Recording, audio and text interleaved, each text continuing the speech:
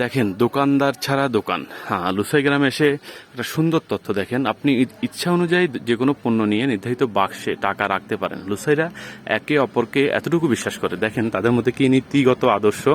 এই দোকান তারা খুলে দিয়েছে, কোনো কেউ নেই এখান থেকে আপনি এখানে যে জিনিসপত্র তা কিনে এখানে বক্সে টাকা রাখতে পারেন। তাদের বিশ্বাস, তারা সবাইকে বিশ্বাসের একটা বার্তা দিল, কিন্তু আদর্শের বার্তা। এভাবে হলে কিন্তু আমাদের দেশটা আসলে বলা যায় অনেকটা এগিয়ে যাবে। তো এটা সবার ক্ষেত্রে প্রযোজ্য না। আমরা বাঙালি, আমরা হয়তো সব জায়গায় সিস্টেম ফলো করতে পারবো না, কারণ আমাদের মধ্যে কিন্তু সমস্যা আছে। তবুও কিন্তু এখানে দোকানটা দেখে ভালো লাগলো, যে দোকানদার ছাড়া দোকান। তাই ভাবলাম আপনাদেরকে তুলে ধরি।